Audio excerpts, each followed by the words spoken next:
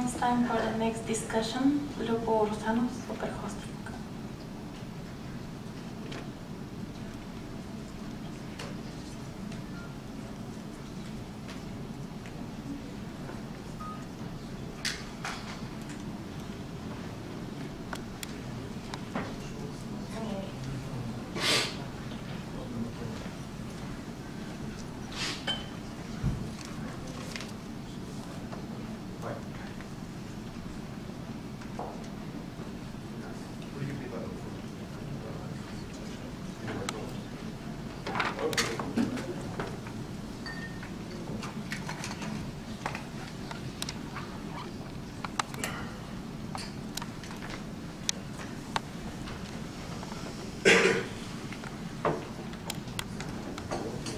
Здравейте на всички. Аз съм Любомир Досанов от Униnet и Superhosting BG. Имам удоволствието да ви представя сесията за новите домени от гледна точка на регистраторите.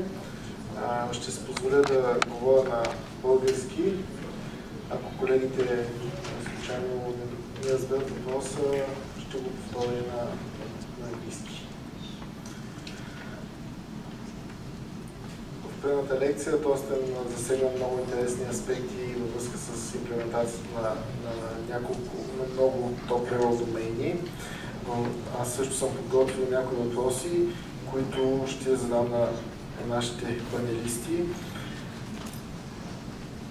Първият въпрос е: очаквате ли всички регистратори да поддържат всички нови домейни, да го кажем по това начин?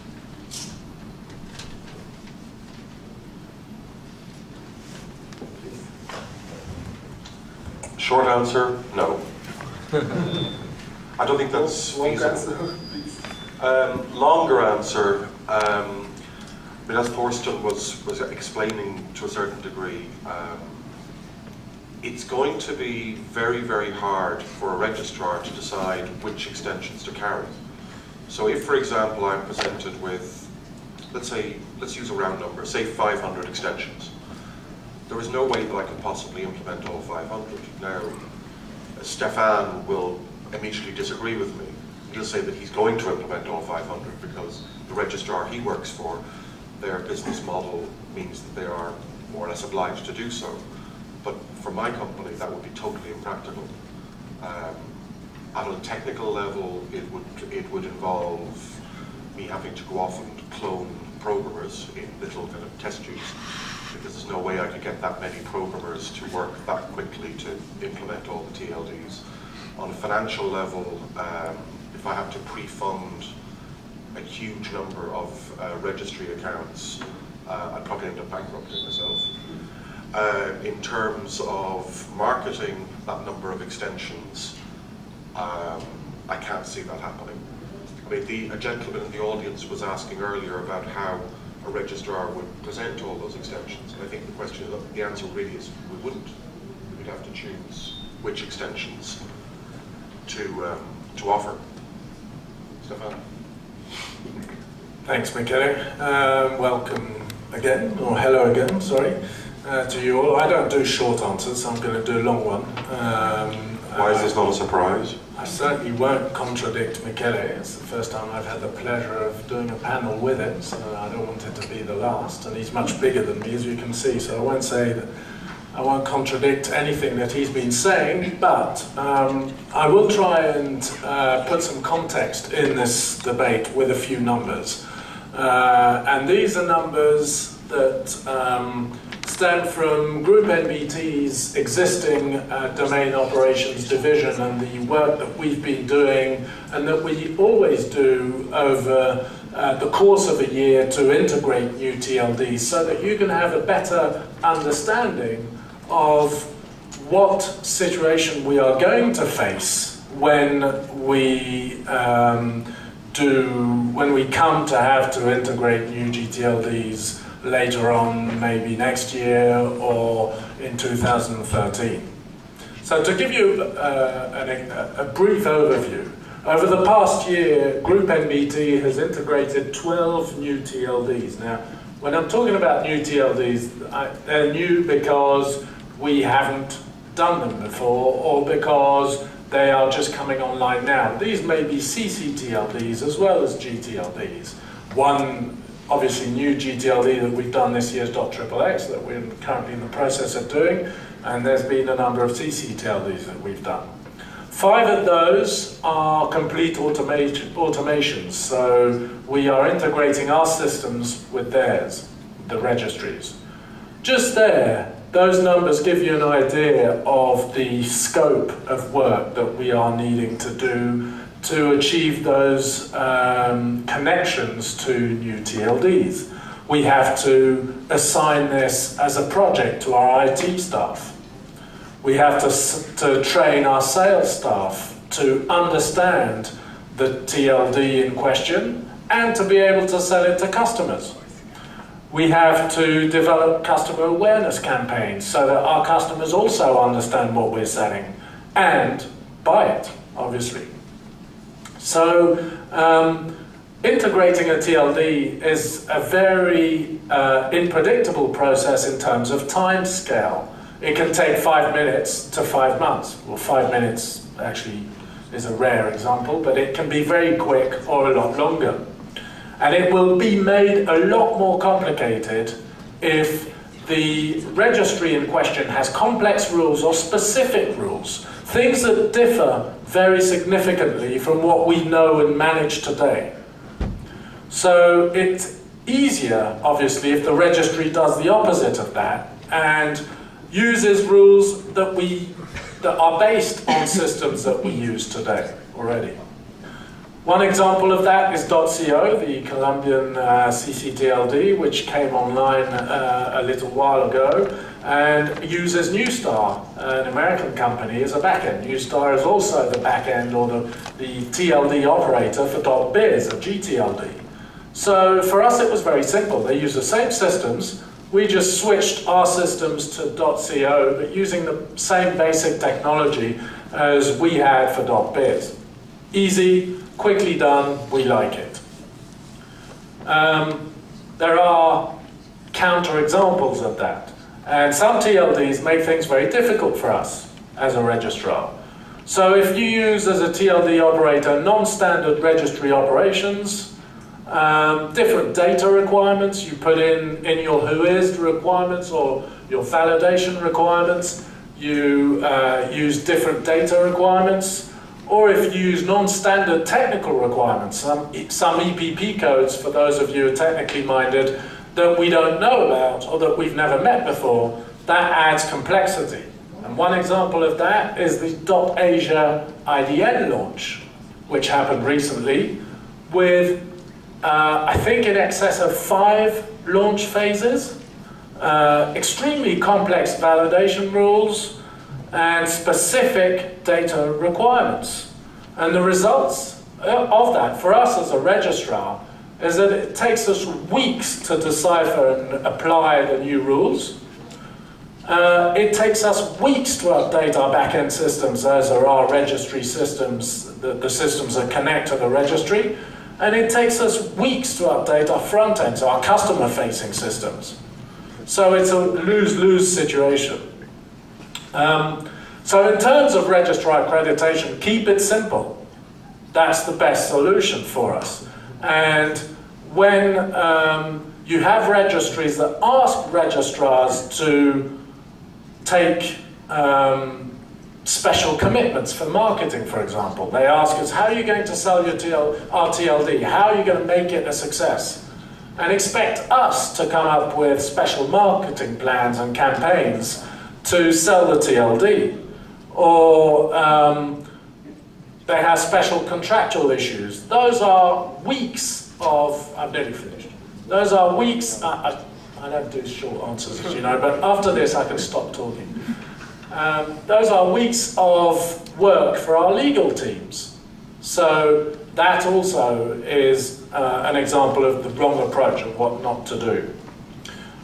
So the bottom line is, if you make it easy for registrars, if you use standard launch periods, sunrise, land rush periods, keep specific rules to a minimum, simplify contracts, and don't expect registrars to latch on to specific marketing ideals that you have, if you understand that the tide is turning with new gTLDs, then you will be able to get registrars to follow your business plan and hopefully sell your TLD.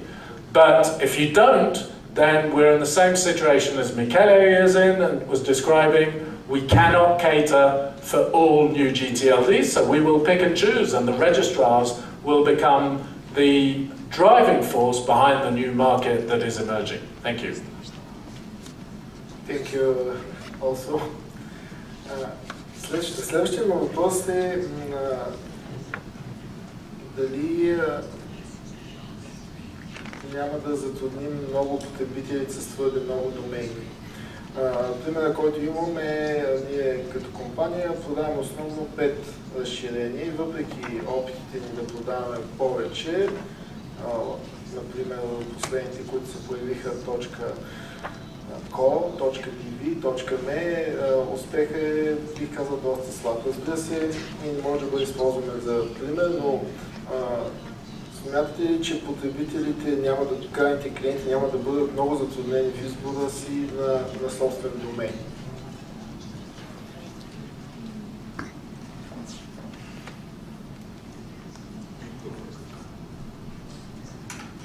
This is a surprise. Michele wants me to speak again.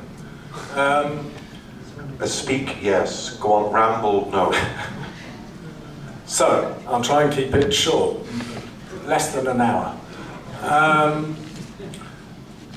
Yes, I just want to explain that we are going to see a very specific situation with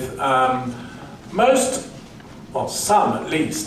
We expect it maybe to be most of the new TLDs to be actually very specific TLDs targeted, for example, by brands at very specific customer bases. If that's the case, then the question you've just raised actually doesn't really factor in, because a brand will come to a registrar and say, can you do this for me? Operate as a single one-stop shop registrar for my TLD, and that will be it. So in those specific cases, I think that won't happen. It will happen if you have generics. And for that, once again, everything that we've said so far, I think, will make the difference. If a generic registry operator keeps things simple, they will have a better chance. Thanks, Stefan. That was actually something bordering on concise, which for a Frenchman is difficult. I am being nice. I mean, it's an interesting question. I mean, I've spoken on this subject a couple of times over the last couple of months, both to prospective registries, to existing registrars, and to existing CCTLD registries. And I suppose that actually turned the question on its head. Rather than worrying about what the impact would be on the sales of new TLDs, I look at what the impact would be on existing CCTLDs. So for example, if an existing CCTLD has very restrictive rules and procedures, and if somebody launches, feedback on this, sorry, and if somebody launches, you're going to translate from Irish English into French English. Excellent. Stefan, always the comic. I mean, the thing is this: if, for example, okay, the country I come from, we have our country code top-level domain has a very strict set of policies and procedures. The problem with that is that if you look at the breakdown of domain registrations in Ireland, you find that .com outnumbers .ie significantly. The question, of course, is why? Because it's easier for somebody to register a .com than it is to register a .ie. Now, in other CCTLDs, you have this kind of thing where people are registering the names in that CCTLD, possibly because they feel that they have to. But if somebody were to offer a viable alternative, then I would suspect that you'll see a move towards that. Because ultimately, I don't think many companies need more than 1 or 2 domains. I mean, freaks of nature like me might have hundreds, but the normal Joe Soap is only going to have 1 or 2. Thank you. Следващия ми въпрос е Следващия ми въпрос е свързан с регистраторите на ЕДО, които продават основно на реселери, wholesale registrars. Кой всъщност трябва да прави основната активност според вас, свързан с новите домени, особено с generic top-level домени, дали самите регистри или регистраторите? За момента моят опит е, че предимно регистраторите всъщност подават маркетинг материали, различни промоции към техните реселери.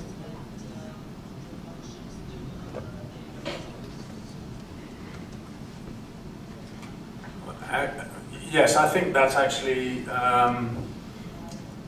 in a sense it's true, but in a sense the registries do a lot of marketing themselves. So this, once again, is something that I was touching on in my earlier deluge of words, as Michele would call it. It's the importance of not expecting registrars in this new world order that we're looking at for next year, not expecting registrars to handle the marketing according to the registry's orders. So the registry comes in and says, right, you must put a banner up on your site saying we are the best TLD you ever sold. That's probably not going to work with new gTLDs. But more and more, as we've seen launches, registries do tend to pick up the marketing ideas and provide marketing channels and marketing material for registrars. And they also obviously invite us to all these lovely parties as well, which helps convince us to sell their domains. So that's useful as well. I must stop cracking jokes because obviously they're not getting translated or I'm just not funny.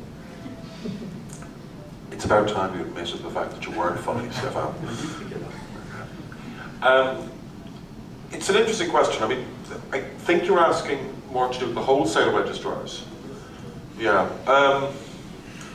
Now, we don't operate a wholesale operation, so I mean, my experience of it has always been as a reseller of some of these wholesale registrars, because we weren't always ICANN accredited. I think one of the things, I mean, we've spoken about registries, we've spoken about registrars. I think something that people kind of tend to overlook is that, you have to look at the rest of the ecosystem. So, if you're taking a big wholesale registrar, they're dealing with online marketers, people are doing pay-per-click, search engine optimization, IT service companies. So they're going to have to, both the registries and the registrars are going to have to work together to get the message out there and to find the right kind of marketing message. But I don't think any of us really have an actual answer, because none of us know what's going to be coming. I mean, we know about some projects where the applicants have stated clearly, we are applying for .nyc, .berlin, .madrid, .shop, .web. We know about those. But there could be hundreds of more applications out there that we don't know about, and we won't know this until May. And we've no way of knowing either how these people are going to approach it. Are they going to talk to those of us who are already operating in the marketplace, or are they going to try to come up with some new way of selling? .tel launched, was it 3 years ago? 4 years ago? I can't remember either. .tel tried to do something different with DNS, to do something different with domain names. And if you're a bit of a technical geek and you've sat down with somebody like Jim Reed for 3/4 of an hour and he's explained it to you, you kind of go, oh, .tel, that's really cool. He's DNS free. Oh, well, never mind. Jim Reed is a DNS guru. But the point is, that took a lot of time and effort to get the message across. I'm not sure how well that's going to scale, how well that's going to work. It's going to be interesting, it's going to be scary, but I honestly don't know what's going to happen. I don't know how it's going to happen. Thank you. My next, всъщност на български каже, че говоря, следващия ми въпрос е свързан с възможността да погледнем от една, да кажем, по-негативна гледна точка. Да кажем, че въпреки големите надежди и очаквания, които се възлагат на програмата за нови топ-левел домейни, тя няма желания успех. От друга страна, регистраторите се изразходят значителни ресурси, за да имплементират, да кажем, по още няколко топ-левел домени, които ще са интересни на тях да ги продават към техните клиенти. Няма ли риск по този начин да пострада обслужването и поддръжката и маркетирането, ако щете, на текущите gTLD домейни и на ccTLD домейните също? Thanks. Let me just start by thanking the translators, because they're doing an excellent job in enabling us to participate actively here. So thanks to them, and thanks to the organisers for putting them on. It's a rare enough thing for us to say thank you for that. On your question, I actually, looking at it from a negative point of view, which is what you're trying to do, there are, I mean, there's always a worry when you're doing something new like innovation on the internet of this scale, that you're actually committing resources to this rather than committing them to strengthening the existing architecture. I think that's actually slightly outside the debate of the purely registrar point of view, but I will say this. I think that what this program's about, and this is some of what I touched on this morning, what this program's about is giving more choice to the internet user. And if you're doing that, then it's also about, to some extent, changing the existing landscape. And some registrars will be able to invent new business models, and registries will be able to do that too, and I think that's a good thing. Now, obviously, is the money being spent on this, would that be better spent somewhere else? It would certainly be better spent on Michele's dress sense, for example, but that is something that, you know, can always be a subject of debate. So I think we have to look at the positive here, and the positive is that we are giving people more choice, and I think that's probably, if it works, that's important. You're just jealous that you don't have such as good a choice of t-shirts as I do, Stefan, but we'll overlook that. Yeah, it's an interesting question. I mean, should the money be spent elsewhere? I suppose in some ways maybe it should. But it's like saying, are you going to criticize Apple for introducing a new model of phone? Are you going to criticize Sony for producing a new Blu-ray player or some other gadget or gizmo? I mean, ultimately, nobody's going to force you to register a new top-level domain. If you don't want to register them, just ignore them. Who cares? Your life will continue as normal. If you're using a .com or here in Bulgaria, .bg or something else, you can still continue to use it. Some of the new TLDs will probably be very, very successful and will make some people very, very rich, and congratulations to you. Other new TLDs are going to be dismal failures, and I suspect that we will see some registries vanish within 5 years, possibly less. But ultimately, you know, that's the thing. We live in a free market type mentality, and you know, some things will succeed, some will fail, and ultimately, you as an end user, you choose. You make the choice. You want to register a .shop, fine. You don't want to register it, well, don't. Nobody's forcing you to do it. So you know, I think, you know, there's going to be negative sides to it, and some people will talk about it. I mean, I think ICANN could do a better job of handling communications, specifically like with the IDN for Bulgaria.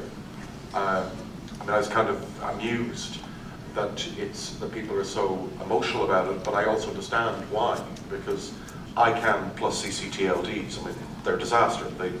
They really don't know how to communicate about it. And it's the same with the brand owners. I mean, a lot of people are going to make a lot of money scaring brand owners into applying for new TLDs now because ICANN hasn't announced a second round. I think that's a very, very bad thing to do. Whereas a very positive thing is that with new TLDs, you will have cultural linguistic communities that will have the opportunity to have their own namespace, something that they don't have now because they're not countries, they're not states, they're not in the ISO table. So they cannot have a .eus or a .bzh. Can I just, as part of the double act that we're putting on, and we're on every night, by the way, the cost isn't that high, so if you want to see us anywhere else. One of the things that Michele said was that ICANN wasn't doing a good job with the IDNs, and that's become obvious from the discussions that we've seen today. However, I'd venture to say that it's not ICANN's role within the context of your question. With regards to the registrars and gTLDs, it's not ICANN's role to do any more than open up the possibility for this innovation. Once that possibility has been opened up technically and the program is live, then I'd say it's up to the people with the good ideas to actually make that program work. So ICANN's job is to make sure that potential applicants know about the program. It's then up to the applicants themselves to make sure their TLDs work. And that's slightly different from the IDN cases which involve countries, so that's obviously different.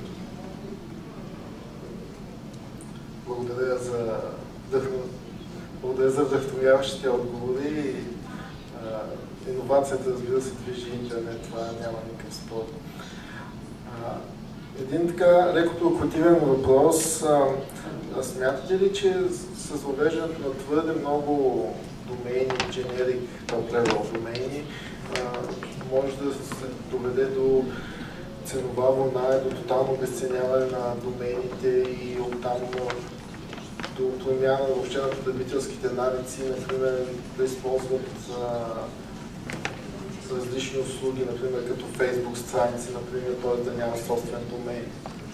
Ако те са зареди с твърде много предложения, които да ги стимулират да купят домейн, но всъщност от друга страна да ги отблъскат.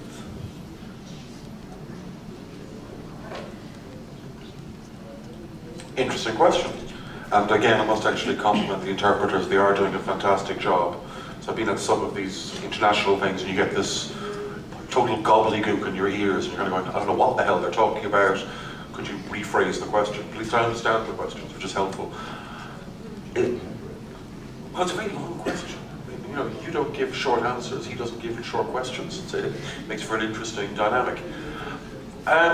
Again, it comes back to, you know, consumer choice. I mean, ultimately, if we as an industry, and I mean both registrars, registries, potential applicants, communities, whatever, if we do our job and we make it attractive for people to register domain names under a particular extension, then they will. I mean, I think in some ways your question goes to the kind of end-user confusion type concept. Well, I think realistically these days, you know, people don't really look as closely at the domain name as they might have done in the past. Now, for example, as Stefan mentioned, I think it was Stefan, somebody mentioned it, let's say it was Stefan. Of course it was you. You're going to possibly end up with very specific domain extensions in the future. So let's say, for example, you have a shoe shop in Sofia. So you're selling shoes to people in Sofia. You're not selling them online. You want people to come into your shop and, you know, measure their feet and match them up because it's all beautifully handmade and it's a really exquisite product. Oh, shut up, Stefan. He never stops insulting me, it's terrible. And yes, we're here all week. Which we're not, because he flies out early. Now, the thing is this, okay, sure, you could get a .com now, but maybe there'll be a .sofia. So that would make sense if you're targeting the market of Sofia. Maybe there'll be a .shop, because you're going to be a shop. Maybe there'll be a .shoes, or the equivalent in another language. So I don't think there's going to be a huge number of confusions. You're not going to go off and register .horse if you're a shoe shop. I mean, why not would you? It wouldn't make any sense. But what would give you the opportunity to do is when you're doing offline advertising, when you're doing advertising on TV, on the radio, you'd be able to give a nice, clear marketing message. You know, go visit mycoolshoes.vienna, or sorry, .sofia or .shoe or whatever. I think the end user confusion thing, it's something that I don't see it as an issue. I really don't. I mean, you could argue now that there's a confusion between .com and .co, but I mean, both VeriSign and Co-Internet would argue that there isn't. So, on the price war issue, there is a possibility for a price war. The more products you have on the shelf, competing products, the more there is a possibility that you're going to see a price war, and that is actually something, I think your question touches on, something that is potentially worrisome, especially for applicants, because as we've seen throughout the day, it's complicated to apply and it's expensive. So it's perhaps a pitfall of the program that some applicants for generics, for example, will try and get into a price war at the registry pricing level, so the prices that registrars pay the registry. That is something new. The price war at the registrar level already exists.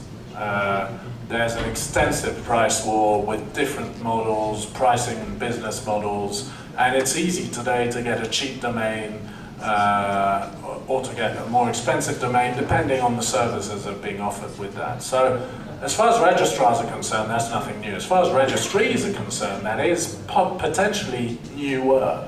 And I think registry operators will have to be very careful about the price schedules that they are building, because they will find themselves without sustainable business models if they just look at the pricing issue and they don't look at the quality, the idea, the innovation that they could be bringing.